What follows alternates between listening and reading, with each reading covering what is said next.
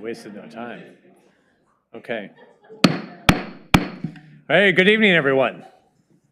This today is Tuesday, June 3rd, 2025, and this meeting of the Lake Oswego City Council is now called to order. Ms. Vermillion, will you please call roll? Mayor Buck. Here.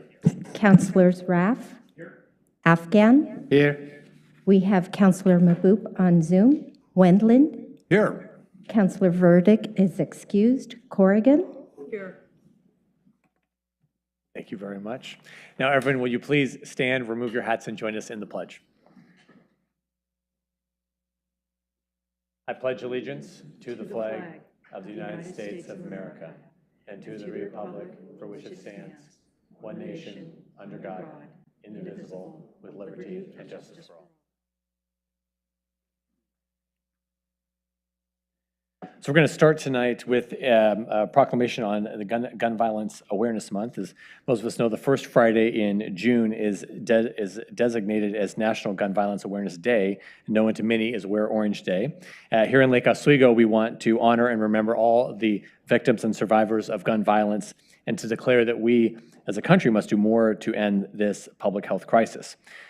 We are grateful to be joined here today by some representatives from Moms Demand Action and Students Demand Action, a nonpartisan group working within our community, the region and state, with business leaders to encourage a culture of responsible gun ownership. And I'd like to invite them forward to say a few words, please.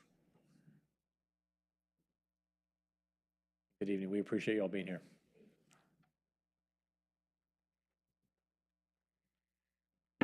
Okay, let's see. Is this good? Okay. Thank you, Mayor Buck and members of the Lake Oswego City Council for issuing the 2025 National Gun Violence Awareness City Proclamation. My name is Heather Wick, and I live in the Glen Murray neighborhood of Lake Oswego. I am here today with fellow volunteers of Moms Demand Action and Students Demand Action. Our organizations believe that gun violence is a public health issue, and we're committed to doing what it takes to keep families safe in our community. We invite you and all Lake Oswego residents to wear orange with us on Friday, June 6th, National Gun Violence Awareness Day, and throughout Wear Orange weekend. We do this to honor survivors and build community with those who are working to end gun violence. Wear Orange originated after the tragic death of 15-year-old Hadia Pendleton. On January 21st, 2013, Hadia was honored to march in President Obama's second inaugural parade. Only 1 week later, she was shot and killed on a playground in Chicago. Soon after this tragedy, Hadia's friends commemorated her life by wearing orange, which is the color that hunters wear in the woods to protect themselves and others. Now an annual event, Wear Orange honors Hadia and the 125 people who are shot and killed every day in the United States, along with the hundreds more who are wounded and the countless others whose lives have been changed by gun violence. If you hear one message today, please let it be that gun violence is preventable. We do not have to live this way or die this way. We all should be able to go to a grocery store, a nightclub, a movie theater, a place of worship, a college campus, our place of work, or our children's school without the fear of being shot. It starts with each of us working together to solve this crisis. Thank you again for your proclamation. You've done this for multiple years now, and we really appreciate it. And thank you for your ongoing commitment to our community. Thank you, Heather. Thank you, Debbie. And thank you all for being here. I encourage all neighbors in the community to support their local community's efforts to prevent the tragic effects of gun violence and to honor and value human lives. We will have this proclamation on gun violence awareness as well as our other proclamations posted to the city website. Thank you all very much. We're now going to move into public comment, and I have Mr. Edward Conrad signed up. And if anyone else would like to speak for public comment, there's forms on the back table. Just hand to Ms. Vermillion. But Dr. Conrad, good evening. Good to see you. My name is Edward Conrad, and thank you. It'll be real brief, but I just was looking at the agenda today and see that it's Biennium project. But I also want to remind you all that today, June 3rd, is the 3rd annual United Nations Bicycle Day, which has been supported by the United Nations, a lot of it in reference to the Intergovernmental Panel on Climate Change number 6. Actually, that started in 1988, the IPCC. And since 1998, bicycles have been part of a major effort by the United Nations, by the IPCC recommending bicycles and public transportation as something that municipalities especially can do to mitigate climate change. And so 98, that's when we started.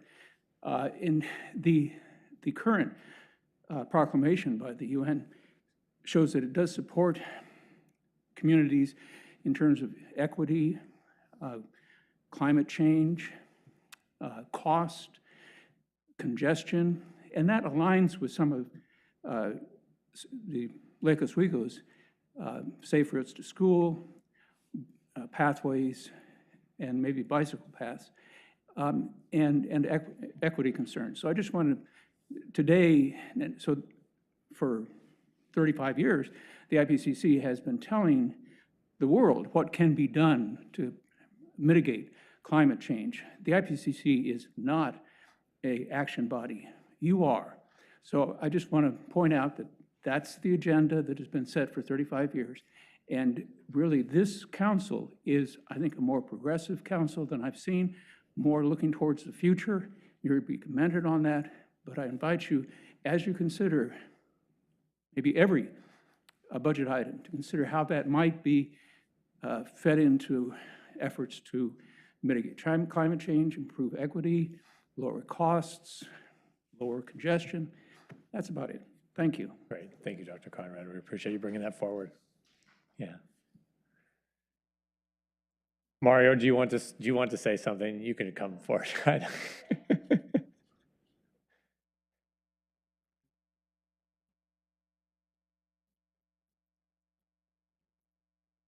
Thank you. So I don't have anything specific. Oh, just say your name for the record. Oh, okay. I'm Mario Welver, and I'm a student, a sophomore at Lake Oswego High School, and I'm speaking on the matter of Gun Violence Awareness Day. So being a student, especially in Lake Oswego, I'm eternally grateful to be in a place, in a city that recognizes gun violence as the dangerous thing it is in itself. It's the #1 killer of children in the US, and unfortunately, a lot of cities, states, and communities don't even recognize that. So first off, I'd like to say that I'm grateful for you guys of recognizing this and just how bad it is and how it affects especially young children and the growing population of young people in America.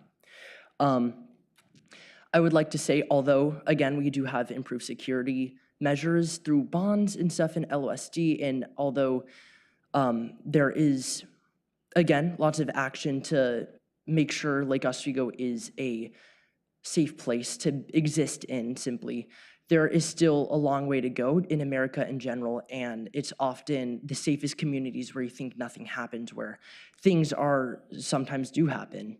And I would, again, like to thank you guys, and I would like to remind you, however, that there is still a long way to go and a long fight, especially with current political situations. And I encourage you guys to keep doing what you're doing and step up and fight alongside us for the future of America. Thank you. Thank you, Mario. Thank you for your advocacy. We appreciate your words. Thank you. Is there anyone else here who would like to provide some public comment?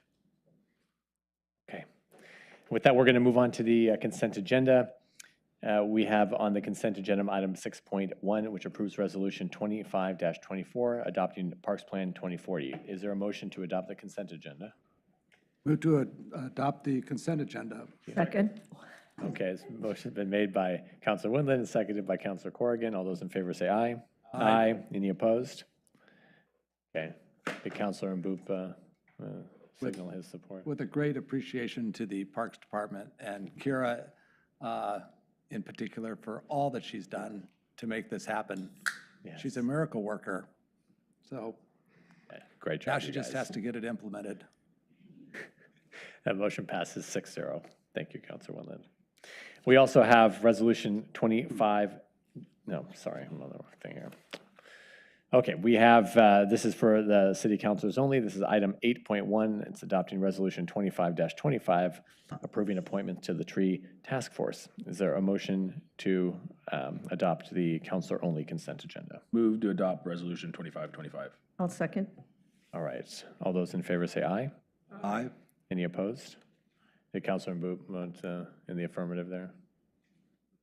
We don't know. So, well, it passed. Maybe 5-0,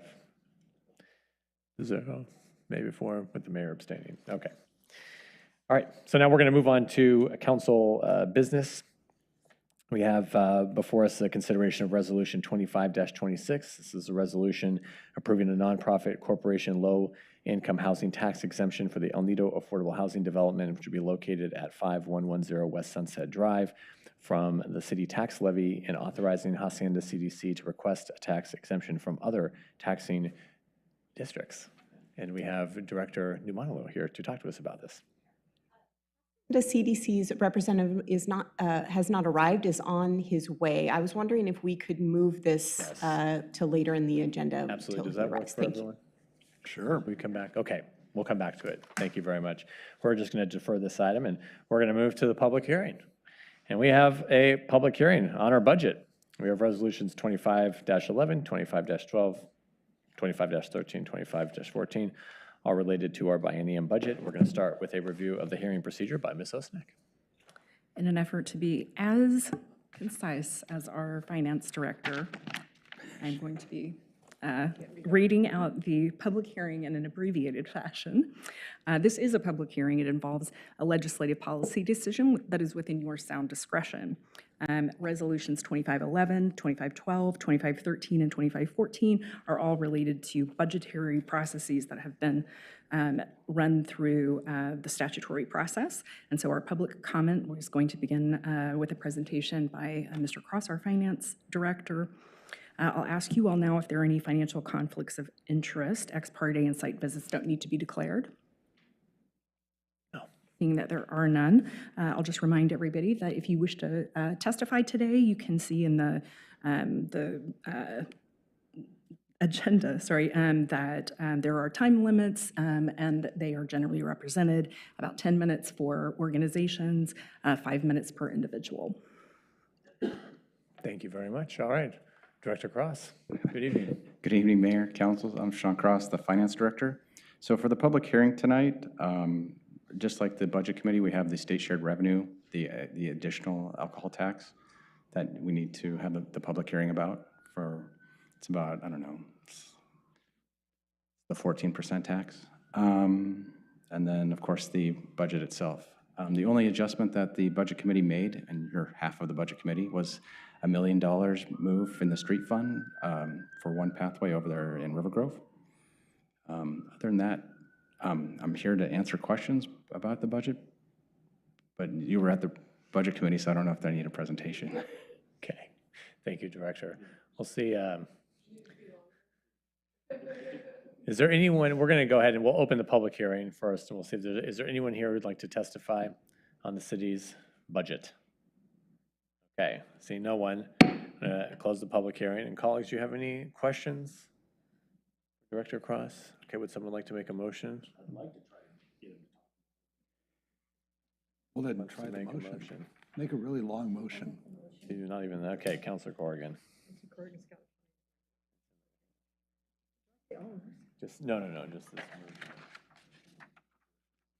I move to adopt resolutions 2511, 2512, 2513, and 2514. Okay. I second that. All right, the motion has been made by Councilor Corrigan and seconded by Councilor Afghan. All right, is there any discussion? I don't want to make any comments. Thank you to the Budget Committee. Yes. Yes, for sure. Can I make a couple? Yes, sure. I just want to give a few shout outs. First to Sean Cross and his team for presenting a budget. I've been on council, this is my 7th year, and I will tell you, one of the biggest compliments to any organization is if you can manage money.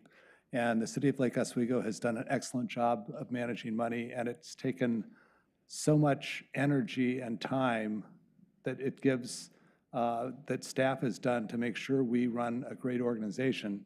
It allows us with a lot of capacity to do policy and concentrate on things that move us forward. And so the importance of having a solid budget and a good revenue stream, but more importantly, constrained spending so that you fit within all the categories is And for this council, we know that that's hard to constrain there's so many things that we want to spend money on.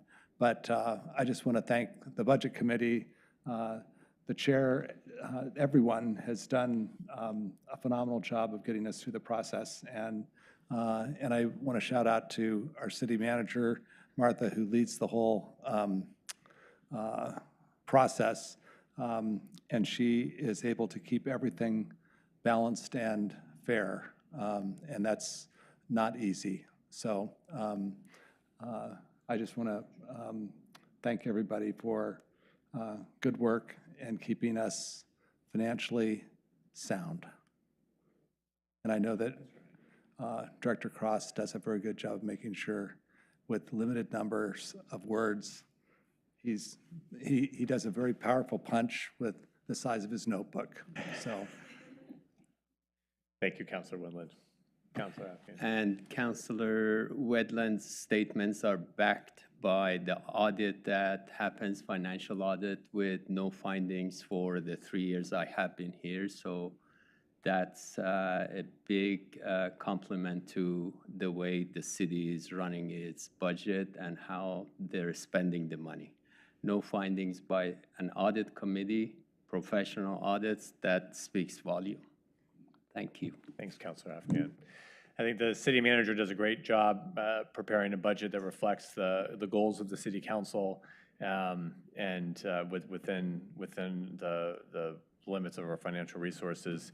So thank you for that. And I think the budget committee does a good job also sticking to the big picture, not getting into the weeds like it used to be.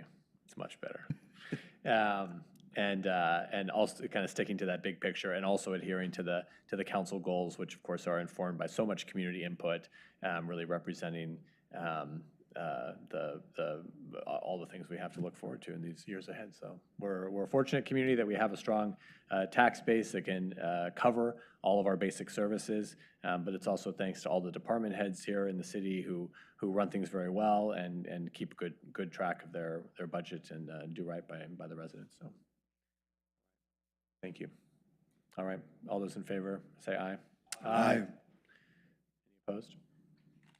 Councilor Mboop, signal. Okay, motion passes 6-0. All right, thank you, Director Cross. Thank you. Okay. We're going to move now into a study session. We're going to have a study session with our equity program manager, Gillian Del Rio. Ms. Del Rio here, please come on forward. We're going to be talking about a status report on the recommendations identified in the 2020 DEI Task Force Recommendation Report. Oh, is Perrin joining too? Oh, okay. We have Perrin from the DEI Advisory Board and Ms. Phelan as well. It's great to have you all here. Good evening. Good evening. Hello, good evening. I'm going to adjust my mic really quick. All right, perfect. So good evening, everybody. My name is Gillian Del Rio, and as Mayor Buck said, I'm the Equity Program Manager for the City of Lake Oswego, and I'm accompanied here by the DEI Advisory Board Chair, Perrin Tiemann. Sorry, I mispronounce her last name all the time, or their last name all the time. And my wonderful supervisor, Megan Phelan, who is Assistant City Manager and Director of HR. But I'm here to provide you guys all with this update on the DEI Task Force Recommendation Report. Here to highlight all of the progress that we've made in advancing diversity, equity, and inclusion across the City of Lake Oswego. And just before I start, I want to make a note that I won't be able to cover every initiative due to time constraints.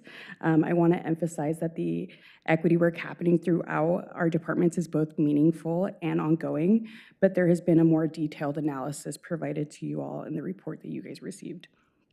And then before I begin, I do want to thank you all for your continued commitment to equity, especially in the face of broader political challenges that make this work even more essential. I also want to extend a deep appreciation to all city staff whose efforts have helped move this work forward. And most importantly, I want to recognize the DEI task force whose dedication laid the foundation for this work. Their insights and recommendation have served as a guiding document for our equity journey over the past several years. And I do apologize for my sniffles. I'm like, my allergies are terrible this year, so. But all right, let's start. All right, so just to lay some a foundation of understanding and context, I'm going to take it back to 2019. So back in May of 2019, the Lake Oswego City Council passed Resolution 1931, which established the DEI Task Force. The task force was tasked with identifying barriers to participation on city boards and commissions, recommending ways to reduce these barriers, suggesting methods to increase the applicant pool for city job openings, and offering recommendations for increasing the diversity of that applicant pool. In June 2020, City Council expanded the DEI Task Force focus to include a broader set of questions related to improving community engagement practices, making facilities and services more welcoming to diverse groups, strategies for hiring, training, retaining, and supporting diverse workforce, and building relationship with peoples and groups traditionally not involved with cities. After being charged with investigating a broader range of topics, the DEI Task Force collected data through targeted outreach, focus group discussions, and surveys.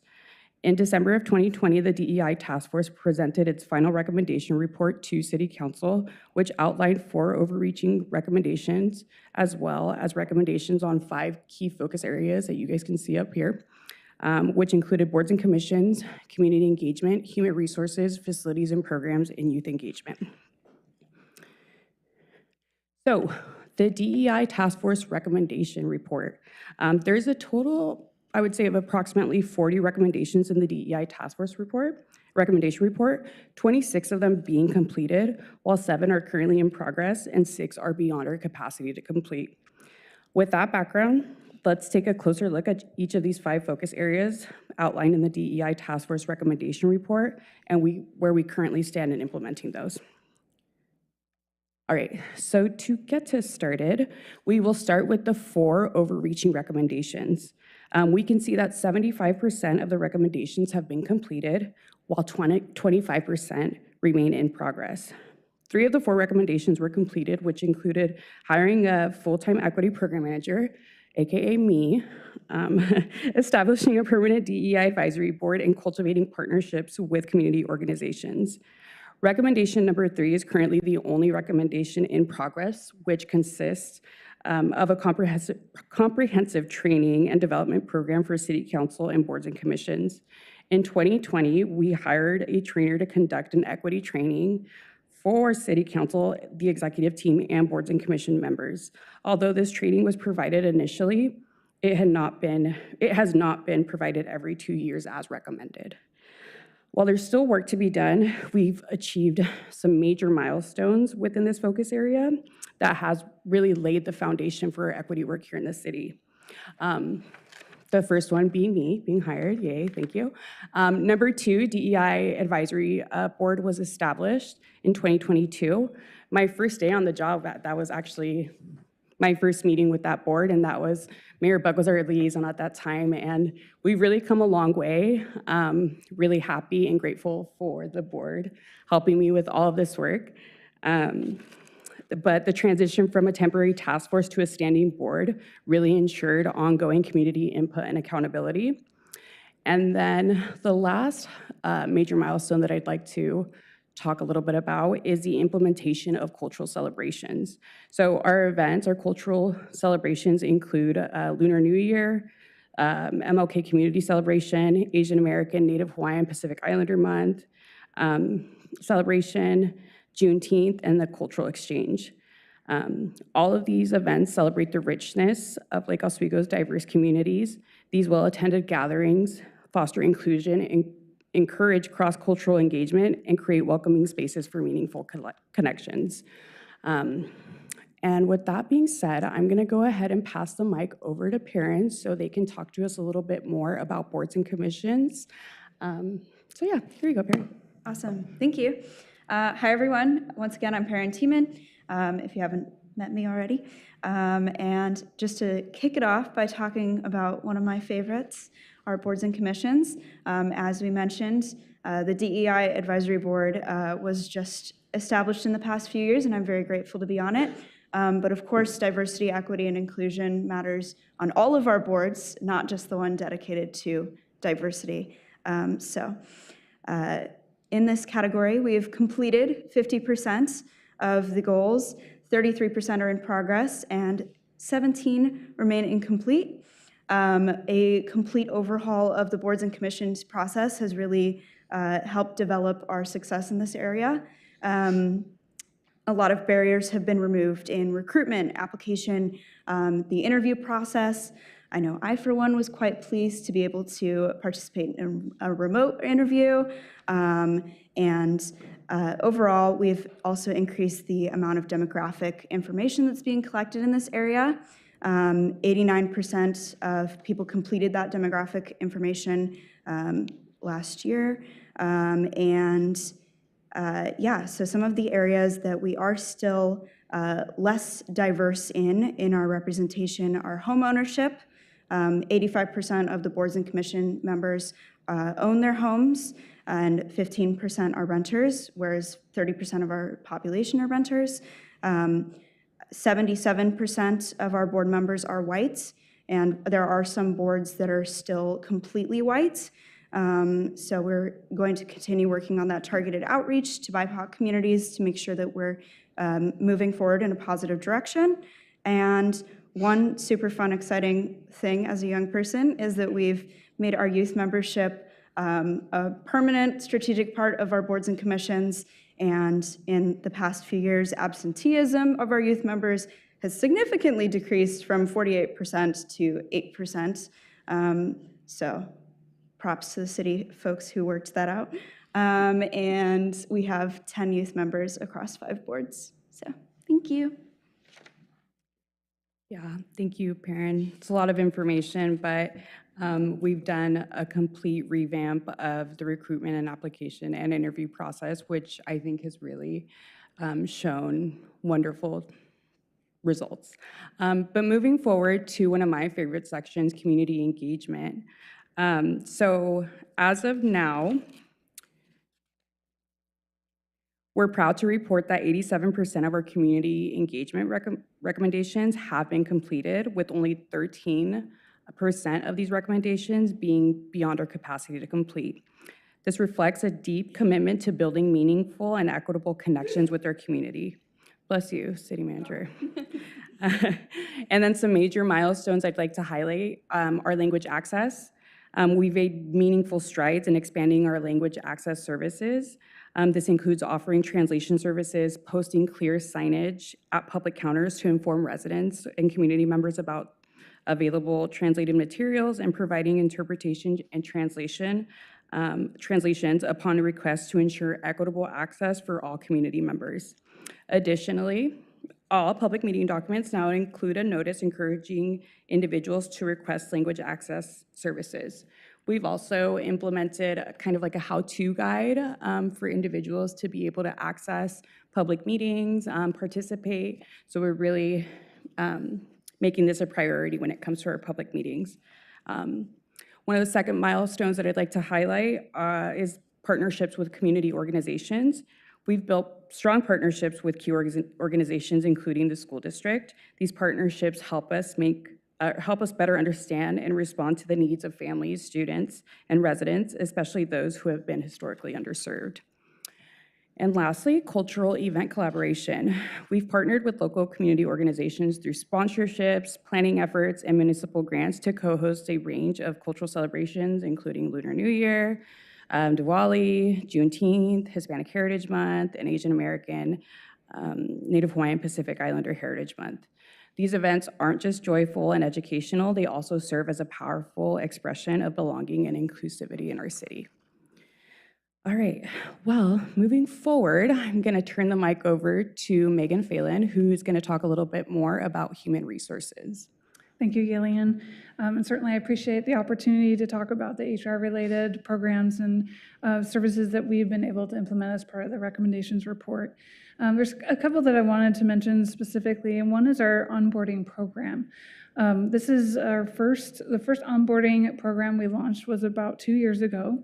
And about every 4 to 6 months, we create a cohort of about 20 to 30 employees that are new to the organization from a variety of different departments to attend 3 required segments of the onboarding program, including an all-day tour that visits multiple departments and key city facilities all throughout the city. I'm proud to say we even incorporate a trip down to the water treatment plant, which is an exciting opportunity for them to learn about how we make water. The purpose of this program really is threefold. It provides the same onboarding experience and opportunities for all new employees. So everyone gets the chance to participate equally on the tour, to hear all the same information about the critical things regarding working for a city, such as ethics and city records, and some other training components that I'll talk about in a minute with regards to DEI, ADA, and sustainability. Second real important part of this program is the networking opportunity across departments. Not only does that help improve customer service in the sense that employees get to know each other better, they know when they're out in the community, if they get confronted with a question that it not necessarily is in their expertise, they know who to reach out to. They've hopefully made connections in a different department to say, hey, I don't know about that, but I know you can contact so-and-so at the library, for example. And also to help break down silos. So again, the people hopefully make connections, and that really creates a better sense of community amongst the employees that work for the city. And lastly, we educate our employees all about the amazing work and services that we do as an organization. And that gives us an opportunity to really demonstrate the organizational values that we have, which are service, trust, respect, and excellence. So we've had 5 groups, 5 cohorts go through our onboarding program, and we definitely will continue to do it. As I mentioned earlier, part of that program does include some training regarding our DEI program, our ADA program, and our sustainability program.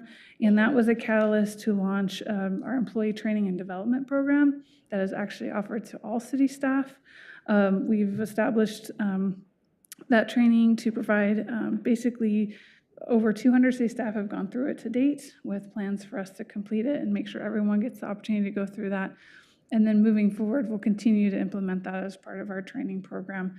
As you all remember, you helped hire or allow me to hire an HR assistant that will actually take the lead in facilitating a lot of that training and development work. Lastly, the city tracks its workforce diversity primarily through EEOC data reporting, which is what we're required to complete every odd year. And when I initially began my work with the DEI task force, we looked at that information in that report as a way to help identify trends, and we've been updating and reviewing it ever since. The report only focuses, however, on 2 components of diversity, which is gender and race. And since we have been reviewing the data, there has been progress in diversifying the city's workforce in those areas. That said, how we view diversity, of course, is multifaceted, and that therein lies the challenge of identifying all the metrics that captures that information on more than those 2 key components. So with that, I'll turn it over to Gillian to go over the next section. Thank you, Megan.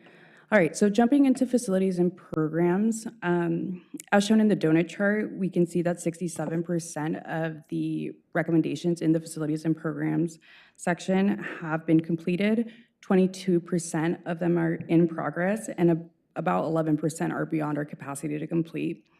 And some major milestones within this focus area include the ADA transition plan. As you all know, I think Kelly Bird was here a couple months ago, Kelly Bird being our ADA coordinator. She's done an amazing job implementing the transition program and collaborating with the different departments to really move the needle forward when it comes to accessibility within our city. So big shout out to Kelly. DEI-focused programming in various departments. Several departments have launched or expanded their DEI-focused programs tailored to their operations, including fire and PD, who have really been expanding and focusing their programs on community outreach and engagement. These efforts reflect a growing organizational shift toward embedding equity principles into core services and offerings. And then lastly, the COVID procurement program. So the city has operationalized a COVID procurement program, and COVID is an acronym that stands for the Certification Office for Business Inclusion and Diversity for the state of Oregon. This program seeks to reduce barriers for minority, women, and service-disabled veteran-owned businesses to access city contracts. Staff has been trained on inclusive procurement practices, and a tracking system has been implemented to monitor COVID engagement. There has been over 100 solicitations sent to COVID businesses since the program was implemented in 2022, but unfortunately limited responses have been received.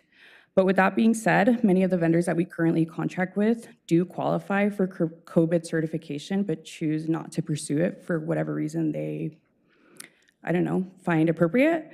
But we really, encourage staff to go through the necessary good faith efforts to find COVID vendors to contract with. All right, and the last focus area is youth engagement. So as the chart illustrates, 67% of youth engagement initiatives have identified in the recommendation report have been completed, while 33% have not been implemented. And a big shout out to our youth and teen program team here in the city. I actually learned that the city of Lake Oswego is one of the only cities in Oregon that offers such a robust youth and teen services program. Not every jurisdiction has the opportunity or the budget to do so. So big shout out to all the youth staff. But these programs are specifically designed to reflect the interests and identities of local youth here in Lake Oswego. And the city has significantly expanded its youth and teen-focused programming, offering diverse opportunities for leadership, community involvement, and cultural engagement. Also, big shout out to the Youth Leadership Council. They've been launched, the Youth Leadership Council has been launched as a platform for civic engagement, policy exploration, and leadership development. High school students meet monthly to develop projects and gain firsthand experience in local government. There are also, like Perrin said earlier, positions reserved for youth on our advisory boards, which is really exciting. Youth get really excited about participating on our boards and commissions, and it's really awesome to see them flourish into local leaders.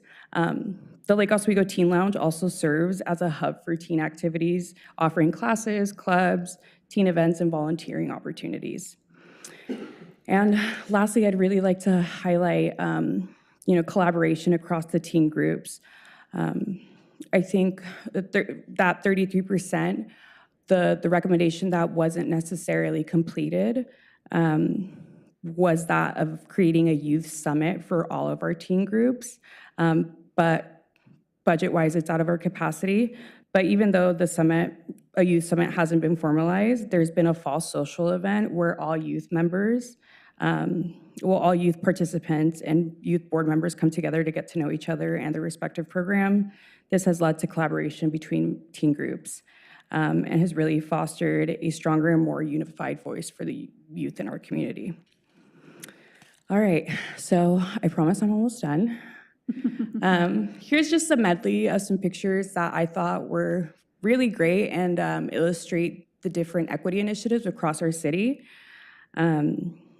Equity work is constantly happening across all of our departments, and like I said, I can't highlight every initiative, but these photos just represent a few impactful efforts underway.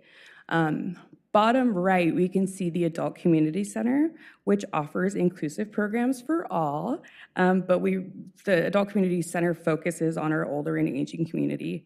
They offer a community lunch program on Mondays, Wednesdays, and Fridays, and they serve over 4,800 meals on a reduced price annually, with an additional 4,000 meals to go. Meals on Wheels is one of our most utilized programs in the city. We serve over 75 houses a year, 3 times a week. And as of recently, the Adult Community Center partnered with the Hunger Fighters Food Pantry, and the ACC Circulator picks up different Adult Community Center participants, takes them to the food pantry, and they have a designated shopping area for this for a certain hour of the day, which has been really successful.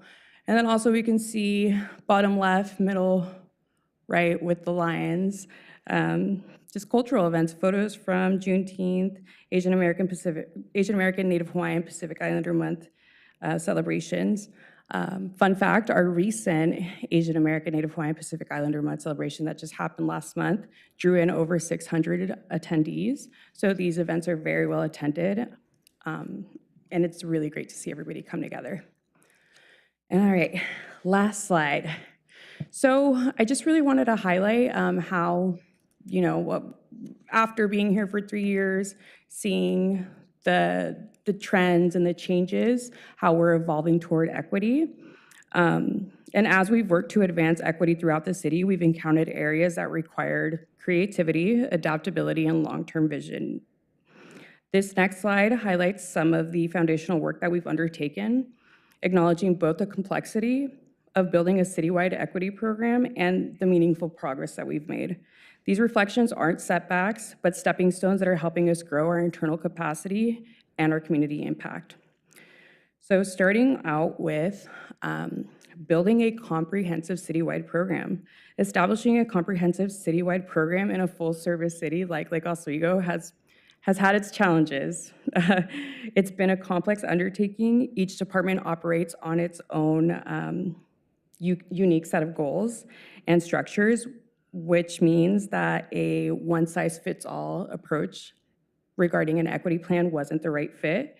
Instead, we embraced a flexible department-specific strategy, one that really acknowledges operational differences while still advancing shared equity goals. Community outreach. While initial outreach efforts were challenged by limited demographic data and the absence of culturally specific organizations here in Lake Oswego, we've made meaningful progress by strengthening partnerships, improving translation services, and creating more inclusive public spaces. These efforts have laid the groundwork for a deeper and more informed community engagement.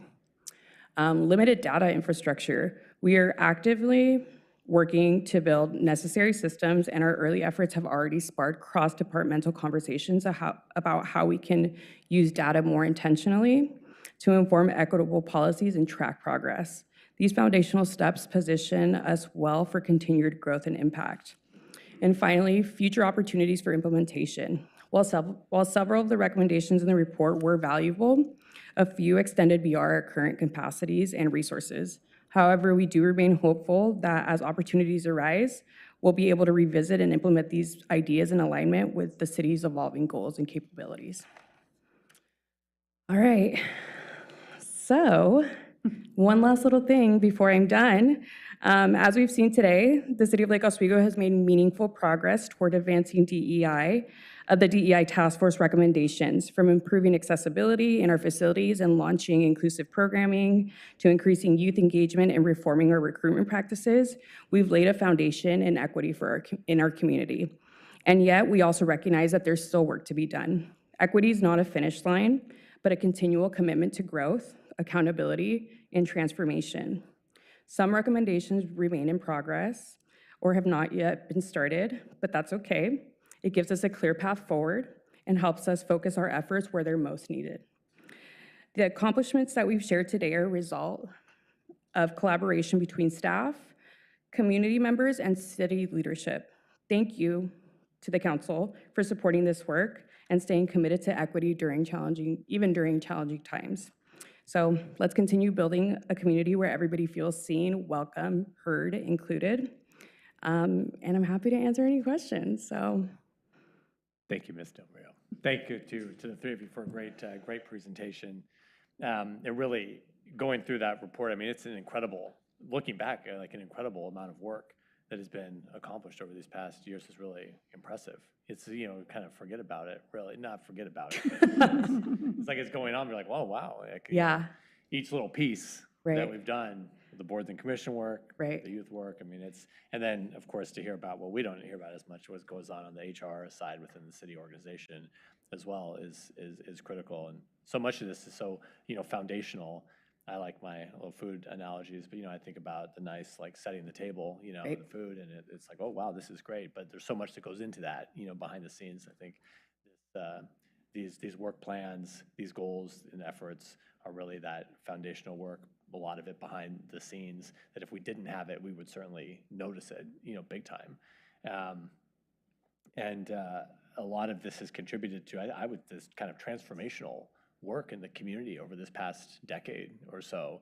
And I remember, you know, it was like 10 years ago when there was a little group of us with Ms. Phelan meeting and talking about this. Like before it was, you know, it's become this big like political thing in the country and, you know, popular, not popular and all that. But I think the city was on the right track, you know, before it was ever a thing. And just knowing that it was something that would be critical to the future of the community, to the health of the city as an organization, and to see what it's become is really quite phenomenal. So I just want to thank you all for the good work. Any questions or comments from colleagues? Councilor Corrigan. Well, it was fun to listen to all the things and the vitality that you're describing to us. And just personally, I have to just speak up and say I really love that we are bringing young people into all of our boards and the level of engagement. I didn't realize it was that good that you were down to. Your attendance far exceeds what we get from our adult population. So we're very, very appreciative of that. And then the other thing that as we think about council goals, one of our council goals is to bring more people into the city, market our city. And I think that our cultural celebrations are remarkable for that we do that. And I think they bring other people in and increase our awareness. I just really appreciate that. So I'd like to say thank you for everybody. I know how much work that takes. Talk about setting the table for those celebrations. They're just, some of those are just over the top, fantastic. So thank you. Incredible, including the last weekend. The Pride celebration was, Oh, yeah. I mean, there was so many people down there, and it's great. I mean, just seeing even, I mean, it's kind of becoming like the regional celebration, really. You know, I don't know what the other communities are doing, but I didn't see anything. So, yeah, I mean, yeah. Well, I'm very, you know, we like to be, we can be competitive at the same time as we do everything. Councilor Atkins. Can I just say that I love looking at this circle we're sitting right now, and the number of females exceed the number of males, and I just love that. And that's a representative of how we want to be. We want to be a balanced community and not one way or another, and be part of the equity, inclusion, and certainly diversity. Thank you. I know we kind of reframed the goal, you know, for this, so looking ahead. We have, you know, I'd read the goal.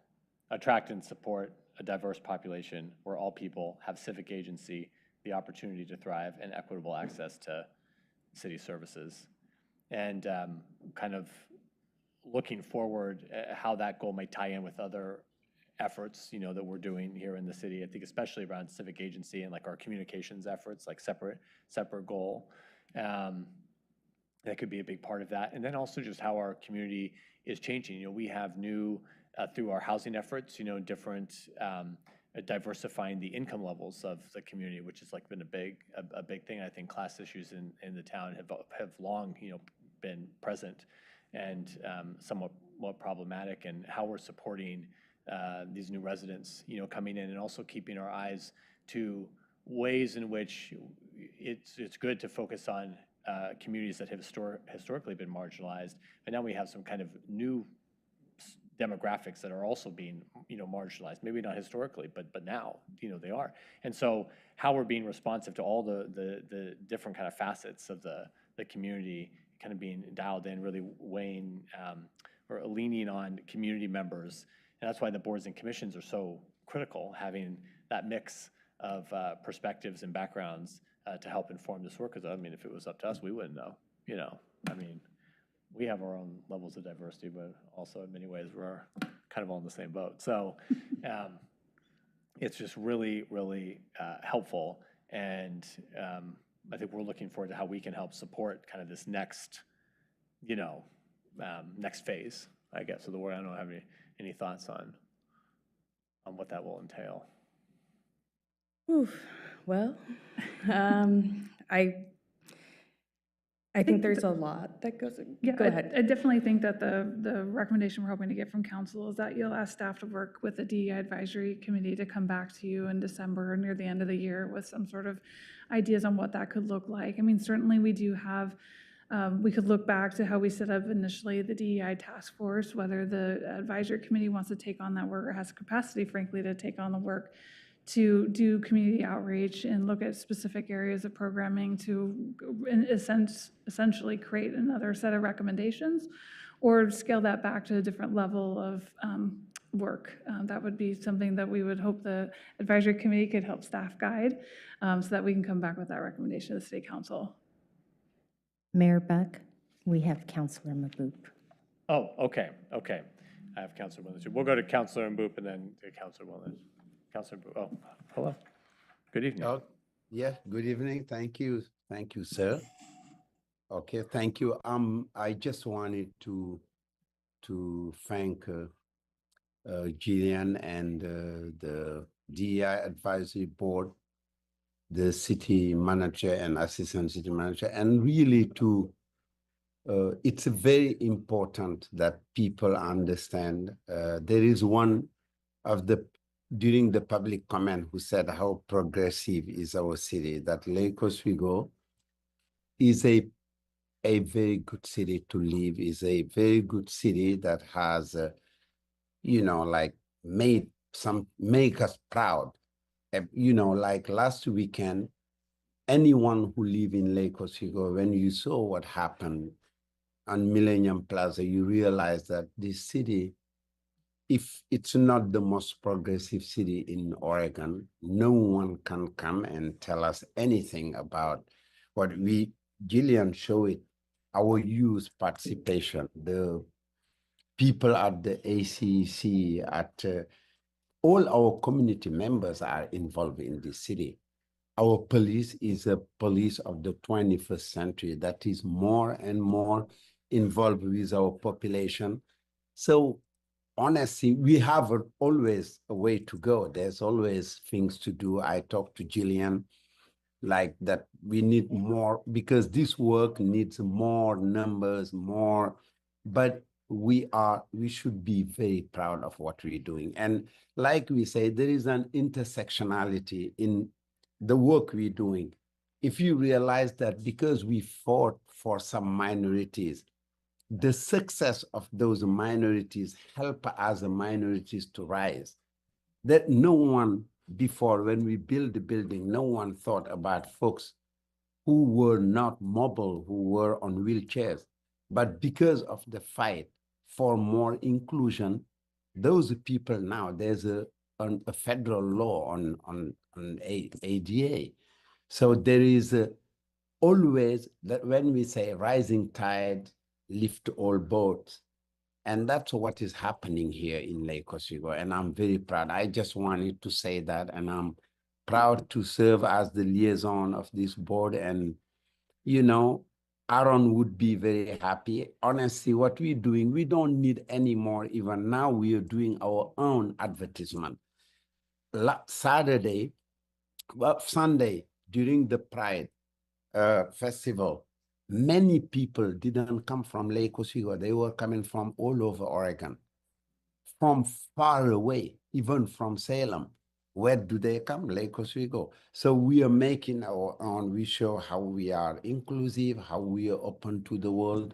We have beautiful restaurant right now. Like, we should be happy. We should continue to do more. But where we are, we should be proud everywhere we are to be part of Lake Oswego. Thank you. Thank you, Councilor Mboop. Councilor Williams. Great work. I think it's interesting. I've watched it grow from the beginning, efforts along with Joe. We've come a long way, and I think one of the interesting things that I observed, and it's anecdotally, but I've been to most of the firehouses when we've been doing this South Shore remodeling project. And so our chief is so strategic, and he takes you different places to show you, oh, what's a nice fireplace and what's a not so nice fireplace. And what I was really happy to see is that the diversity of our fire department. When I started on council, we were not diverse. In fact, we were anti-diverse, I guess, or all what's the right word? Just homogenous. Yes, we were homogenous. And it, in fact, one of the last tours I saw the firehouse, the females outnumbered the men 2-to-1. So it was, that was a huge change from my first tours of fire departments. Our police department is becoming a lot more diverse. And I think my big comment here and where I would give suggestions on figuring out the future is I think there's external and there's internal part of the DEI program. And one of the external things, I think a lot of these group activities and big festivals and whatever are fabulous. I've heard more and more from just people in Lake Oswego, hey, did you go down there? Oh yeah, great, it was fun, super. Some people don't even know it's like a DEI event. It's just like a fun event, which I think is the best way to do it so that it's just community building for everybody. But on the other side of the internal part, I'd love to see kind of the statistics to see where we were and where we're going in all the different departments, because I think we've made progress. And I think it's fair for us to say, hey, you know what? Our executive team is really at the top of the pyramid, and they've embraced this, knowing at least what I've observed. Our city manager may tell us a different story, or Megan, you may have a different story, but I feel they've truly embraced the goals that we're doing and have consciously done hiring differently, worked differently on how we're retaining people, and so on. And I think those, for the 380 employees or 390 employees that we have, I think it's important for us to get some metrics going to say, hey, this is where we have been, this is where we're going, and this is where we need to be. So that would be my one part. But great program, keep moving. It'll be interesting to see if you can come up with additional ideas, because I mean, I know that there probably are, but that was a pretty darn comprehensive list on your first thing. I would say maybe focus a little bit more on some strategic things so that you can get real core depth of accomplishment. But great work. It's when we, thank you, Councilwoman. I think when we see that we just did our interviews, you know, for board, we just finished our interviews for boards and commissions. And, you know, the difference between like the adult applicant pool and then the youth applicant pool is pretty stark, you know, and the diversity of cultures and, you know, languages and the young families in the community is quite different than like the older, you know, folks. And that's like the future, you know, of this community. So I think that's why it's so important we kind of continue as a community making sure, because that's who we're attracting, which is great. And this is moving to Lake Oswego, and you know, lots of good feedback. People feel very welcome, you know, in the community, but to maintain that is really important, and to continue listening, like Councilor Corrigan said, to the youth voices, and to continue working through them to get to their parents, because that's also some of the adult groups that are like the least represented for whatever reason, you know, and very challenging to get to come, and some of that's cultural, to come and engage with the city. But we have that pathway, you know, through the youth who are very engaged, you know, with the city. So it's been great, and a lot of those relationships have formed, you know, over these past years. You know, between us as we've gotten to know a lot of the youth and their families, and they're just connections that weren't there before. And so it's a step-by-step kind of a process, but it's great. Yeah. So, is there? So I'm just going to. Is there consensus? Where's the D? So it sounds like there's consensus on the council to have staff work with the advisory board to come back with a process at the end of the year to be considered as we move into 2026 goal setting. Thank you all very much. Appreciate you all being here. Thank you. Break, or do you want to just, we're going to go back. Okay, power through. Okay, so now we're gonna go back. No.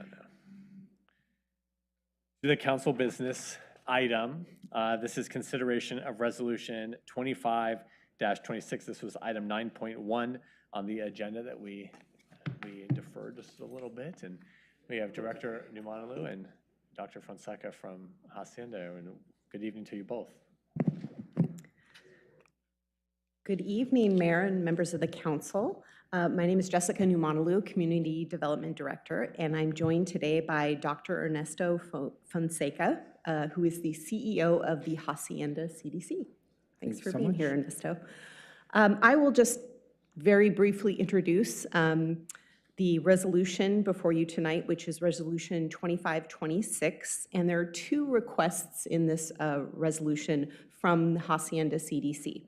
The first is a city property tax exemption, and this is through our nonprofit corporation low-income housing property tax exemption program that the council approved last year. And it's for the 55-unit El Nido project, which is located at 5110 West Sunset Drive. The second part of the request is they are also asking for approval from the council to request the tax exemption from the other taxing districts as well, namely the school district, because together with the city tax, the city levy and the school district levy, then they would, that would constitute more than 51% of the total tax levy for the property, which would then allow them to be completely exempt from the total rate of taxation. The council report discusses the eligibility criteria. We found that they are eligible for this tax exemption. I'm not going to go into details in that. That's all in the report. It's a pretty short, succinct report. One missing piece of information that I didn't have at the time that the council report was published was what the estimated city tax exemption for this project would be. We did receive that from the county, and it totals $28,500 per year. Is that just the city portion? Or? That's just the city portion, correct. Per year, yes. No, that is just for the city tax exemption. It's not for the total tax exemption for the site. About a third, is that right? It's about a third of the total. The 28 represents about a third of the, do you have the total? Do they give the total? I believe, yeah, it's roughly a third of the total. I think the total rate is 118,000, so a little less than a third. Yeah. Yeah. If you have, I think Dr. Fonseca probably has a little bit more information on that. It's a little bit more. Mayor, members of the council, thank you for having us. The total amount, and I will defer to one of our project managers, Rachel Nojok, who is also in your commission design commission review, to give me the actual number from the school district. But the total amount is about $118,000. That will be the tax exemption. If we don't get that tax exemption, you know, our construction loan as well as equity partners, then we are losing about $1.4 million, 1.47, so almost $1.5 million, you know, for the project. That is, you know, for the long range, the long, you know, term of the project. So we are kindly asking if you can approve, you know, based on your ordinance that was passed last year on May 7th for the tax exemption. In addition to that, as Jessica mentioned earlier, your support to give us the green light for us to work with the school district primarily to help us, you know, get that tax exemption would be wonderful. Dr. Fonseca, can you share with us a little bit about how, you know, Hacienda receiving the exemption, how those funds get kind of operationalized into the project, or how these resources are utilized? Absolutely. You know, affordable housing finance and financing this type of housing requires from multiple sources of income.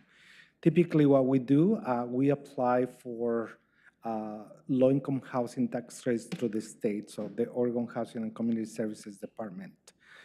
But before we even get to that particular point, we tend to partner with either cities or regional governments that have property, or they have some sort of incentives and also the desire to build housing in those locations. For us to be able to build this project, we're accessing dollars from OHCS, we're accessing dollars, from our permanent lenders, from our bankers that are going to be doing the lending as the construction loan. We're going to be accessing also equity investment, from some of our equity partners, in this case, the National Equity Fund. And these tax exemptions, given the high cost of construction, the high cost of operation, really help us to leverage a little bit more, not only operation dollars on the 15-year partnership that we have with some of our investors, but also help us to balance a budget with their properties in order to be able to operate them in a healthy manner. Things have changed, over the past, I would say, 5 years. Things have changed and things have gotten a lot more expensive, for us operating these projects. So even though, things have changed, we have also learned a lot, in the past few projects that we developed that have a diverse, profile of individuals with different needs.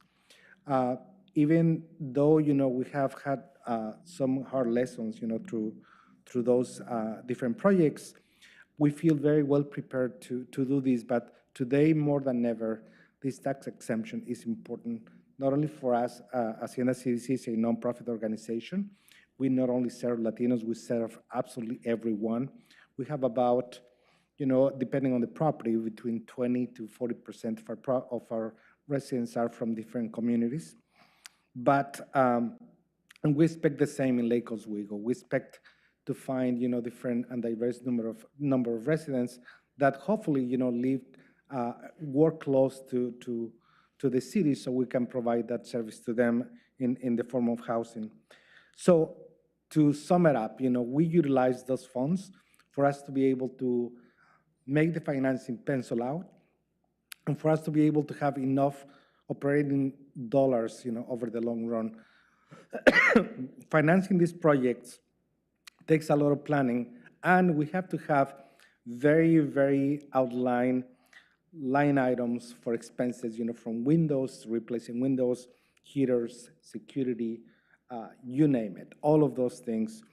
Now that we have learned a lot, over the past 5 years, we're trying to allocate even more funds, for a healthy operating of these projects. Well, that makes a lot of good sense. Obviously, right now, we're not collecting any tax revenue on this property. This has, of course, been owned by the government, us, for a while, and now, of course, it's owned by, under Metro's ownership. But as we go forward, we think about some of the additional services that the city may also be providing. And I know you and I have both been involved in conversations around the housing services, throughout the metro area. And we sent, the two of us, a letter, of course, to the county today along those lines. I think we both share that same concern, ensuring this is a very successful project and that the residents who live there, in particular in the permanent supportive housing units, are residents that Hacienda is well positioned to care for, and that likewise the city will be able to support. So I don't know if you want to talk a little bit about kind of the proposal there for this. Absolutely. And I am confident that all of you received a copy in your email boxes, of that letter that we sent to the county commissioners. So the way it works, for most county jurisdictions is that they have an office that does the referrals. Multnomah County's coordinated access, for Clackamas County's department, the county department of health. I've been working with all counties, Washington, Clackamas, and obviously Multnomah County. It will be delusional for me to sugarcoat this, but there have been some really difficult challenges to manage and to work with residents that have a high acuity of behavioral health, health issues. At some point over the past 5-7 years, somehow affordable housing became the catch-all, fix-all kind of societal tool. Well, it's not that. I've been doing affordable housing for over 20 years myself. I started doing design, then I jumped into the affordable housing development side. And I did both for some time as a consultant, then as a developer, and so on and so forth. I have never seen or experienced anything like this before. Also, conditions have changed. In the state of Oregon in particular, we legalized the possession of drugs, which, for, I'm not going to criticize the law, but I don't think it worked at all. It just doesn't make sense. We've been opposing gun violence for a long time. And the reality is that if I am extremely frustrated and upset and I have this, I may toss it over you, right? If I have a gun, I may use it too. If I don't have any of these things, my hands are tied. The same with any paraphernalia, any drugs, right? If it is right there and handy and there are no consequences, the likelihood is that I will have it if I want it. So reducing the access to it or increasing the access to it probably play a significant role in our increase in the use of this kind of paraphernalia. Now, all that said, I think that from the state, with our governor and other government officials, we have learned that that is not really the way to approach business. We, again, criminalize this law, which is good. Now we have learned also that the counties have been sending to us very acute cases of behavioral health and addiction. Many of these individuals are patients. They need, around-the-clock care if we want to keep them housed. Not Hacienda, NHA, Rich CDC, Home Forward, you name it. None of us can do that kind of work. That is the work of healthcare providers that need to be addressing this in a medical facility if we really want to take care of these individuals. That has been my call with the state, with our different government bodies across the region, and I will continue to work on that. But by placing very acute cases in our properties, what we're doing simply is we're doing a disservice, and I explain this to very low-income people that all they have going on for them is just lack of resources, versus others that have lack of resources in addition to also experiencing medical health conditions. Now, because of all of that experience that we have learned, we have doubled down on our resident services. We have, worked very closely with our designers to try to address some of these issues in terms of access or not access to these buildings. We have increased security in all of our properties that have PSH units. And we are also working very closely with New Narrative, which is our behavioral health care provider, to help us really understand who can they really serve with the resources that they have. Mayor Book and I engage into communicating with the commissioners, and hopefully we can work this out. My hope is that it will be, and we have the support of the state, that we can work with them into outlining the profile of the individuals that we can serve. We have 10 units. They are not that many, not like, Mercy. 5 of those units are family units. Those family units, believe it or not, are units that tend to be, regardless of the issues that they may have in, family units tend to be a lot more stable, a lot more settled. There is something about family, even dysfunctional families, a lot more functional than dysfunctional individuals as a whole. The other 5 units that we have, our goal, preliminarily speaking, is to really help, work perhaps with single moms or perhaps with women that are, experiencing homelessness or at risk of homelessness. We have also seen that that population tends to be very, very amenable to work and try to really make good for themselves. And the other population, the 2 populations that we're seeking support from the county, primarily are elderly and people with physical disabilities. So this is not a promise, but I do think that we have a significant chance for us to get one of those populations on board to help us really bring we're going to bring a really high quality product to you, but that's just the beginning of something. It's like having a kid, right? Having the kid is kind of the easy part. It's expensive and all of that, but raising that kid is what really, would make a big difference if we don't do it right. So we're being very proactive. in Las Adelitas, one of the examples that I present there, we really didn't know what we're doing. Frankly, we had no clue whatsoever. I was part of the Metro Affordable Housing Bond campaign, creating the campaign, being on all of those committees, that we were all gung-ho. Let's just do this, right? It's infectious, In Oregon, we always try to help others without, looking beyond some of the consequences or having the systems to do it, right. We like the error and trial. Well, we already went through it, and it's been complicated. And I'm proud to say that despite all of that pain, I think we're approaching a very fast maturity of the program. Both Metro and the state recognize that it is not sustainable what we have done in the past, and I think that county commissioners across the 3 counties are seeing that. Your county, as well as Washington County, are a lot more nimble and able to to move fast. I wouldn't say that from our friends in Multnomah County, but they have their own set of issues. So I am hoping that within all of you and your support, we can work with Clackamas County, led by Mayor Buck, and hopefully, get that kind of agreement with them, so we can bring for years and years to come a beautiful community to all of you. Yeah, thank you, Doctor. That's a great. I appreciate the detailed explanation. I mean, there's obviously no shortage of folks to serve, and I think my colleagues, I think you all are well aware that, I mean, the primary issue here is the Oregon's very broken mental health care system.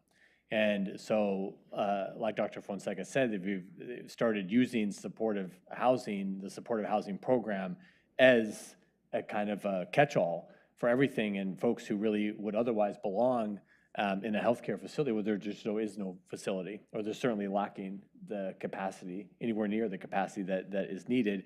And so housing providers who really truly believe that everyone needs somewhere to live have really no other choice but to place folks who have nowhere else to go into units. But then at the same time, they're being co-located with families who live on the margins and who are just struggling to get by, and now their new neighbors have some real serious issues.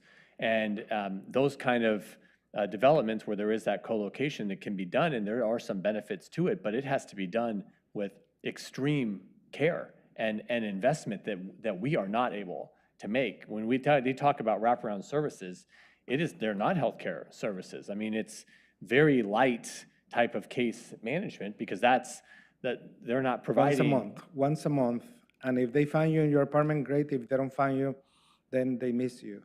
That's right. And it's the idea that some folks who really need a high level of care. In fact, we had a meeting last night, and another provider was sharing a story of how, I mean, tenants rightly have rights, and it is then difficult for the provider, folks that really need care, to even enter the unit to provide them care legally. And so they were telling a story where they just illegally, entered because the person was going to die otherwise. I mean, it just is kind of it's a real bad situation. So I really appreciate this opportunity for the city and Hacienda to engage to make sure that this important project for Lake Oswego is done in a way that's going to support all the residents who are going to live there. It's going to be a successful project for Hacienda, and it's going to add a lot of vibrancy to the community. And we seemed, I should just say, on a preliminary basis, there's a real positive response on this from the county, but we're just working to understand what process they have to go through as well. Yes. Councilor Raff, please. Thanks for waiting. Thank you both for sharing this information. I have 2 things. One, maybe Director Cross wants to approach the microphone. I told you I was going to make you talk a little longer tonight. I promise it'll be quick. More formality. I know. You mind stating your name for the record, please? Director Cross, so $118,000 is the tax amount we're talking about. Is there anything in the budget where we are hoping to have $118,000? Are we expecting to have any need for that amount of money? Is it even? No. I mean, And to be yes, clear, 118,000 is a lot of money. Is the total. But on a You're not expecting it in any 461,000, way. no. Was not in any plans. But the city's share of that's only 20, I don't want to say only, because that sounds like it's Yeah, not a so lot of yeah, money. yeah, It's 28,000. 28,000. So we will not miss that $28,000 in any way, will we? We weren't expecting it. Thank you. You can go back to your comfortable chair. That was more fun for me than you, I think. Could have been somebody's bonus. I don't know. So, Dr. Fonseca, I think I want to talk about a couple things, and I'll try to be brief, so bear with me. I think it's been very clear in my tenure on the city council that I've not been on the record a fan of affordable housing, mainly for the reason that, of all the reasons you described already, it, in many cases, it doesn't help the people that need the help. I think we have some examples down the road where, and what you describe exactly of, there are people that need the help. They need, them and their families are trying to improve their position in life, and this is something they need, and I understand that. And then there are people that are trying to use the opportunity for their own benefit, and negatively impacting the people that are really trying to get the right benefit out of it. And so that has been my position for a long time. However, I am a massive fan of affordable housing when it works, and when you give the right people the right opportunities to, again, change and improve their position in life. And so what I was really struck by and impressed with was your letter that you and the mayor wrote, because it was very clear and did a very good job of expressing my exact feelings on affordable housing and how it can be done right if it was done right. And and I agree with you, there are a lot of things that are either forced upon us by larger organizations or larger parts of the state that make it hard for us to, or hard for you and other people trying to do the right thing to do it right. And so I really wanted to thank you for that letter. I thought it was really well written and expressed very clearly, I think, what a lot of us feel. And we all want to do it right. It's just unfortunate that there's a small amount of people who are trying to who are taking advantage of a good thing. And when we're trying to help families, my most important goal is always helping children, and especially in Lake Oswego, when we have the best school district in the state, that should be able to benefit all kids. And so when you have people using this affordable housing to get their kids in a great educational program to change the negative cycle of poverty, this is what needs to happen. And you have the state that I feel is using affordable housing to solve a behavioral crisis issue. And so I guess I'm really just regurgitating what you said in my own words, but it's all goes to show that I'm super supportive of what you're doing. I'm super supportive of trying to get this right so it is done right, and I have no problem with the issue before us of the tax abatement. I just hope that somebody I know Clackamas is probably gonna be very favorable to this, but I'm just hoping that our mayor our governor and the rest of the state opens their eyes a little bit and starts realizing what really needs to change in the state. Yeah, the governor, I've been working very closely with her and her team. They are very, very aware of this issue, and they have heard, But you and I both know awareness doesn't solve the problem, right? And so I think we have a history in this state of people being aware of a problem, but not doing anything about the problem. So anyway, thank you for everything you do. I really love all of this, and I love the direction this is going. And so, what is I have to say this, people with behavioral health issues, it is not their fault, that we're failing them, and we're failing low-income people. If we don't understand them, if we don't assess them well, we cannot provide them with housing that they need and the services that they need. So I think that we can do a lot better by really understanding these individuals if we actually want to move this community forward. What we're doing right now is just self-reporting who you are not, and then just placing people anywhere. That is not fair to anyone, including people that won't have a chance to do better if we don't understand them. So it is the responsibility, I believe it's on us for not dedicating the resources to assess them, to help them, to understand them, and then finding the right housing and the right services In some cases will be medical, and some others will be really light touch. Everybody's in a different level, right? But it is us. Councilor Afghan. Thank you, Mr. Mayor. Your letter reminded me of several decades ago when my views were broadened. There was a time that when I walked downtown Portland, I was afraid of anyone who appeared to be homeless. And I was coached, mentored, and educated that people who are homeless are not bad people. They're good people. And I believe that those who wanted affordable housing for everyone had good intentions. How we are implementing these programs are certainly causes more success or not so much success. The people who have low income, most of them not by choice, they deserve having a roof over their head. And I think you have heard me on the council that I want roof over everybody's head, anything that it takes. Whether it's the small cottages or apartments or affordable housing or low-income housing, I want people to have roof over their heads. And those are the people who, not by choice, can afford having roof over their heads. So programs like yours creates that opportunity for them. That's the equity part. Those who have mental health, they also deserve having roof over their head. Absolutely. But they're ill.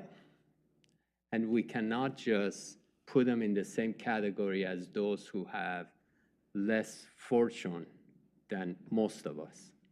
They need help. And your letter was spot on because it creates the conversation. It brings the issue to the table that we can't just put everybody in the same category and say roof over their head. We're done. It requires 3 more layers of conversation and attention.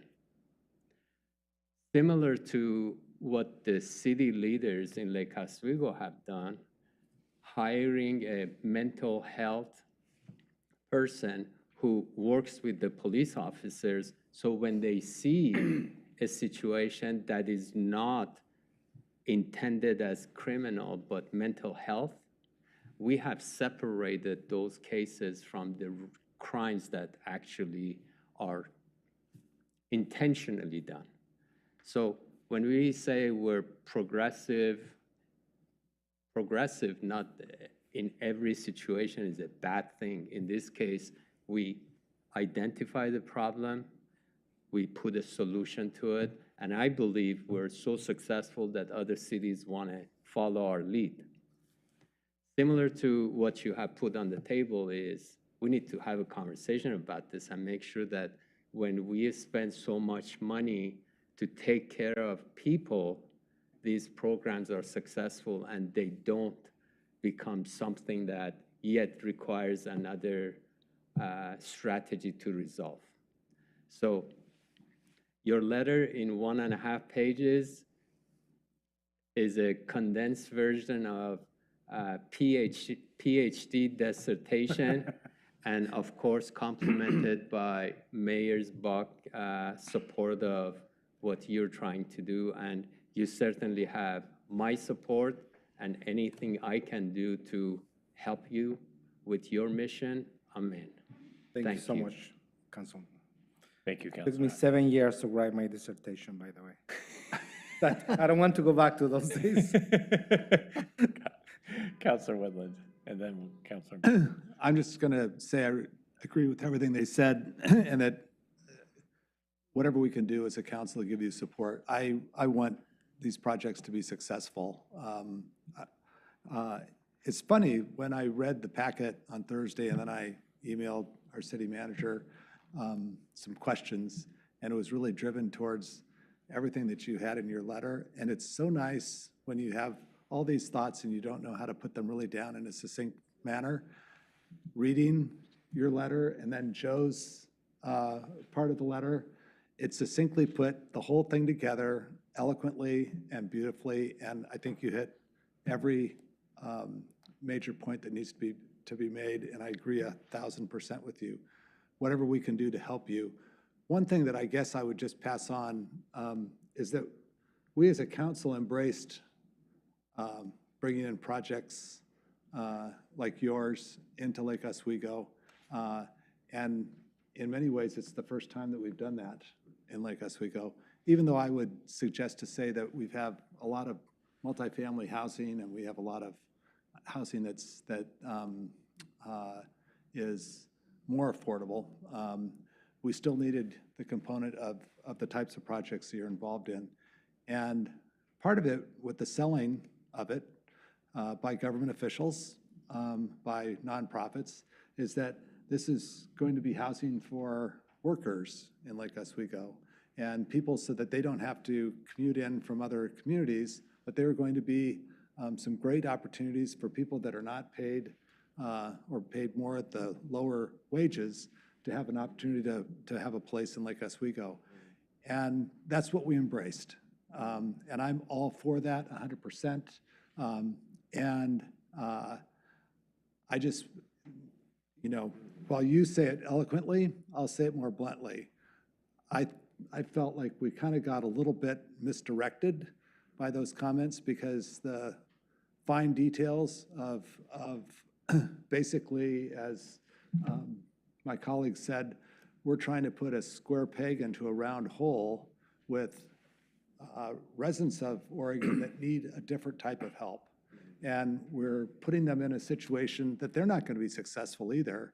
And then they're going to, you know, I feel horribly for the members that get the housing that are struggling on their own just financially and stressed out and trying to figure out how they're going to even make the payments for the assisted housing that they're going to be in, and then to have all the stress of their neighbors being putting them in an unsafe position. That to me is not good thinking. That's not good government, and it's not creating conditions for success. And so I agree with everything that you're saying.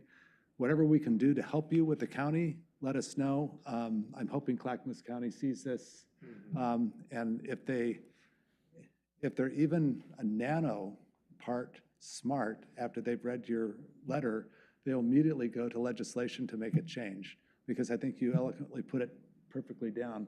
And the flip side to this is if we don't have success, you're going to have a bunch of Clackamas County cities that are going to be putting, no, we're not going to go after more projects.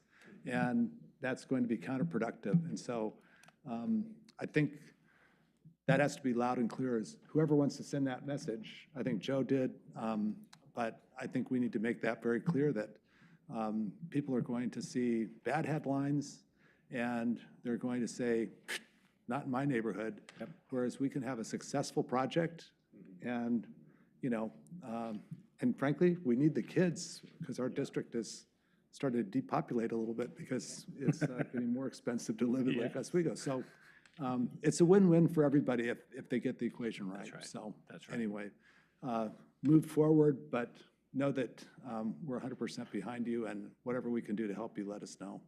Thank you, Councilor. I would say this. I don't think failing on this project is such, it's an option.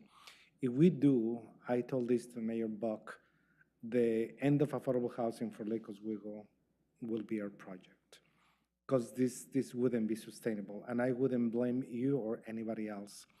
I also say that it's not just being aware, Mayor Raff, also I think that the state is now seeing more and more applications for affordable housing projects in which developers are not including whatsoever or trying to access SHS dollars or PSH you include PSH units.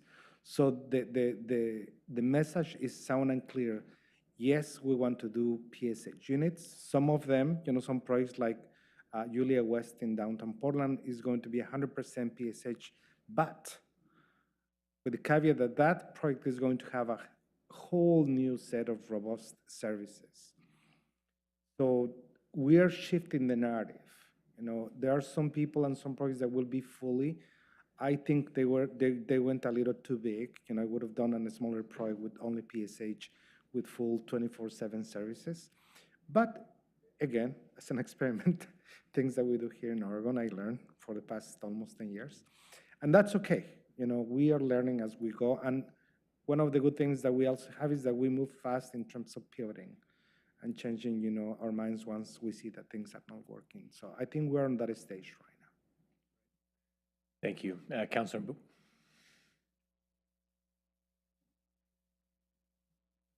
Thank you, Mr. Mayor. Councillor Afghan, I think if I could write my dissertation in that page and a half, I would be the best man. Unfortunately, it took me 20 more to even present it. But yeah, so thank you, Dr. Fonseca. I think it's very difficult to talk about this subject because I don't just sometimes understand that the wealthiest country on earth abandon its children in the cold, in the elements, and they die of overdose of anything. And because we know their mental health, and there is no mental institution to take care of them. And that's shameful. Like Dr. Fonseca said, where are we going to take them? But also, I want to say something. I was part of the development of this housing. I represented the city with Sid, during the whole entire process when we selected Hacienda. And one of the promise to the neighbors was Hacienda will build something similar to what is out there, and that the people over there won't have to deal with as problems that the other neighborhood don't deal with. And like Councilor Wendland said, it would be the end of housing. I mean, in Lake Oswego, if we fail. And it's not that there will be NIMBYs, but it means that it's not sustainable. And I agree with the mayor and Dr. Fonseca that we need to work. And I have faith, that our county, they're good people. They're working very hard on housing. It is something we've seen. They help in this project. So we just need to talk to them. But also, this problem also as local government, we have to voice it to our elected official in Salem, in Washington, that it's not a matter of not having money. We have money. Every year, every day, we are giving billions of dollars to other countries to use them to things that don't even advance humanity. So it's not a matter of not having money. We have the money. We can help these folks be in places where we can build, mental health facilities when we can take care of them. We cannot have this affordable unit and have folks who cannot even take care of themselves and expect that it's right. It's not right. And when I talked to the mayor about this, I told him that we fought very hard to allow affordable housing in our community, because in my mind, every time I said, if we succeed of having even one child succeed tomorrow because of this affordable housing, one child, I say, we've saved a lot. And that's what we're doing. As John said it, we don't have many. If you see how many children are going now to our schools coming from the affordable housing we build in Melhurst, it's very important. We need to have diversity. And when we talk DEI in our community, these are forms of DEI. And I kudos our city for doing this. I support you, Dr. Fonseca, and the mayor. And I'm exhorting you to continue to talk to the county, to the governor's office, and tell them that, yes, we want more of these units, but we want them that they are, really culturally responsive, and also like pragmatically, something. You cannot come to Lake Oswego, build certain housing. It would mean kind of sabotage, and people would oppose it. So I'm supporting you 100%, and I hope thank you so much for your work, and you have my support. Thank you, Councilor. Councilor Wendland asked me if there is anything that you guys can do, you council can do to help us out to move this forward with Clackamas County. The commissioners likely will defer, not before talking to their team, to their chair, and their chair to the administrator, and then down to the Department of Health, or whomever is referring these units to us. I heard anecdotally from other providers, I'm not going to say what county, but one of them mentioned, well, it is not our fault that they didn't take their pills. It is not our fault that they didn't open the door. That kind of behavior on the regulatory side, people sending clients to us, residents to us, is not acceptable. That just doesn't work. Mm-hmm. That is just washing your hands and saying, you know what, we're going to send you whomever we want to send you, and you deal with it. It doesn't work. I think we need to work together as a team with Clackamas County and their health department to really understand the type of resident that we can serve, that also we can support through those PSH units. But just sending anyone through their very superficial assessment process is never going to work. So that's what we can do. Obviously, depending on the body of government, some of them like to keep things separate. Some of them, like to take things a little deeper. I would encourage you all to help us, to bring a long-term project that is healthy for all of us. Thank you. Councilor Corrigan has a comment, question. Yeah, I'll be brief. It just seems like we have a lot to gain and a lot to lose. And right now, it depends on the help that we get from the county. So I completely support your letter and all the comments made by my colleagues. And we will do everything that we can do to get what we need to make this project successful, because I think what follows it will depend on what we're able to do. Absolutely. Thank you very much. Thank you, Councilor Corrigan. Thank you, Council President. Is this an exemption that we have to renew each year? So I think it might be a good showing of, because obviously Hacienda needs this financial support to make the project viable and successful.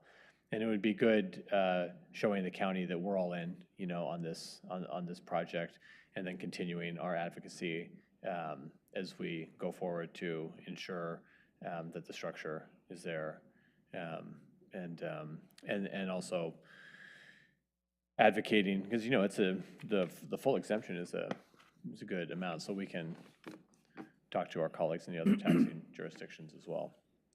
Can I make a motion? Yes, Councilor Wendland. I'd like to move to adopt Resolution 2526. All right, motion is made by Councilor Wendland and seconded by Councilor Raff. Is there any discussion? All right, all those in favor say aye. Aye. Aye. Any opposed? All right, motion passes 6-0. Great. Thank you, Dr. Fonseca. Thank you very much. Thank you, Director. Thank you. Okay.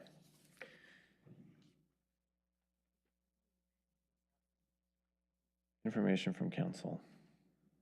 Let's see, are we going to come back to, or no, we're going to, we're going to adjourn the council meeting, and I'm going to call to order the redevelopment agency, LORA, meeting. The meeting of the redevelopment agency is now called to order. We have one item on the agenda. It's LORA, it's a public hearing, again, on the budget for LORA. This is LORA Resolution 25-01. We welcome back Director Cross. And for this public hearing, we're going to start with a review of the hearing procedure by Ms. Osnack. Sadly, I was not successful in using less words than Mr. Cross, but this public hearing also involves a legislative policy decision within your sound discretion. The public comment process will begin, public hearing process will begin with a presentation by Mr. Cross. The time limits are set forth in the agenda and are generally 10 minutes for organizations, 5 minutes for persons.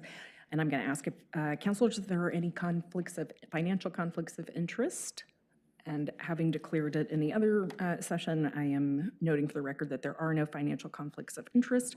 We are ready for the staff report, and I would just note that all of the statutory provisions related to budget committee hearings were met in this case. Director Cross, welcome back. Thank you, Ms. Osnack. Is this on? Okay. This one's even more exciting than the cities. In this one, we're basically paying back debt service. On the east end, there's the North Anchor project, but other than that, it's just debt service for the Biennium. Again, everyone here was at the meetings. I'm here for questions. Do we have a meeting on this? No, I'm just kidding. Any questions, Councilor Corrigan? Well, I just want to make a comment because this is something you and I talked about. With regard to the Lake Grove Village Center urban renewal area, it's obvious that the longer it sits, every year we have to charge administrative charges against it. And as you and I discussed, eventually that will consume what's left in that urban renewal area. Is that, did I understand that right? Yes. I mean, there's roughly, I think, about $4 million left. 2.5, 3 million probably for a project or planning of some kind. You as it do sits have a right now. council goal. You do have a council goal relative to taking another look at whether you want, what you want to do with the Lake Grove Village Center. You also recall that the work plan doesn't have us starting that work until near the end of 2025, just because of other projects that are going on in Lake Grove. Right, yeah. So my concern is just that it's kind of a wasting asset, and I think we should keep that in mind as we think about what we want to do. That's just the point. It's just a workload issue at this point, yeah. Thank you. What's the burn rate on that? Oh, the administrative? Yeah. Between $200,000 and $300,000 a year. Where's it going? What, to watch a bank account? Oh, it's paying for the audit, it's paying for the urban renewal manager, it's paying for. When we have staff, it pays for the staff person. You know, that position's vacant right now. Oh, Pays for the computer, it pays for the telephone, it pays for the lawyer, it pays for you. wow. Wow, Adds up, doesn't it? I we're know. expensive. Yes, very. Well, we don't, not even that. Yeah, Not even that anymore. yeah, really. Yeah, maybe We're Laura can really pay cheap for, maybe now. Laura can pay for our pizza. Maybe that's a carve out. Yeah. It's still at that rate, it's like 15 years though, so you got time to figure it out. Good question. Money's not really serving the purpose is the Right. point I was hoping to make. Right. Yeah, thank you for that. No, thank you, Councilor Corrigan. It's a good point. Okay, we're going to go ahead and open the public hearing. There's no one but in the audience but Quinn. So But we're going to close the public hearing. And to entertain a adopt motion. Resolution 2501. All right, motion been made by Councilor Windland and seconded by Councilor Raff. Is there any discussion? All right, all those in favor say aye. Aye. Aye. Any opposed? Okay, motion passes 6-0. And with that, the meeting of the Redevelopment Agency is now adjourned. We're going to reconvene the City Council meeting and information from council. Does anyone have anything they'd like to share? Councilor Afkin? I thought the interview process this year for the board and commissions were a lot more productive and inclusive, looking at different candidates, especially having a DEI representative sitting in the interview and bringing the different perspective. So I know you had a lot to do with it, city manager, and Coyne had a lot to do with it. That was definitely a huge improvement for building systematic processes that helps our community have a broader view of what we're supposed to be doing. Thank you. Thanks, Councilor Afkin. Did you all like being, we moved so just one counselor, so we didn't have to sit on so many, was that? Yeah, Yeah, great idea. that was Quinn's idea, so thank you, Quinn. Good idea. Councilor Boop. Yeah, I just wanted to say that it was really, I just wanted to thank Quinn for the wonderful work he's been doing for our city, for the Youth Leadership Council that I sit in and represent. We did a wonderful work Saturday, even though I missed my game, which is, you know, only the city can make me do that, You but weren't I playing did. in the game. No, yeah, but yeah, it was Paris was playing the most important Choice game of in the words. world. Yeah, Almost so watching a game. I wanted to watch Paris against the Italian Inter. But we killed them. That's something that's important. But I missed that. So just saying that it was wonderful, and I also want to take this opportunity. I'm sorry I wasn't there to hug Carrie. Linda, thank you for your service. You will be missed. The other thing was Sunday was something if you miss Sunday, you miss big. I mean, it was one of the best thing we organized, the Pride in Lake Oswego. It was wonderful. The mayor spoke, had a very wonderful speech. Mr. Gustafson spoke a wonderful speech, and our Senate President Wagner spoke. It was wonderful. I was very happy, and I was happy to see some of my students there, like 3, 4, 5 years, kids coming with their parents. Honestly, we should be proud of what we're doing, and I wanted to say that, and it was wonderful. Something that would be in history, and we should not miss. Thank you. Thank you, Councilor Boop. And we do want to publicly acknowledge Ms. Carrie Linder, who is going to be leaving the city after 9 years. She's been our city recorder for the past 5 years. The whole time that I've been mayor, I know that. And it's been a great time together. I feel like as a member of the city council, we only see like a little sliver of what Ms. Linder does for the city, but she certainly keeps us as a body organized. She keeps all the records for the city. There's just a kind of ungodly amount of requirements for posting things and timelines. And so for us as a council, but also for all of the different departments in the city, she keeps everyone on track and has done just a fabulous job in just those technical details, but then also, of course, as just a coworker to everyone here in the city manager's office and in the larger city, and to us as a council, has been a huge support to all of us for all these years, steadfast, and has done wonderful, but mostly, of course, behind the scenes, although you do sit here at the meetings, but mostly behind the scenes work as someone who really keeps the city running smoothly and has been a great service to the Lake Oswego community. So the councilors and I want to give you a little something as a goodbye gift.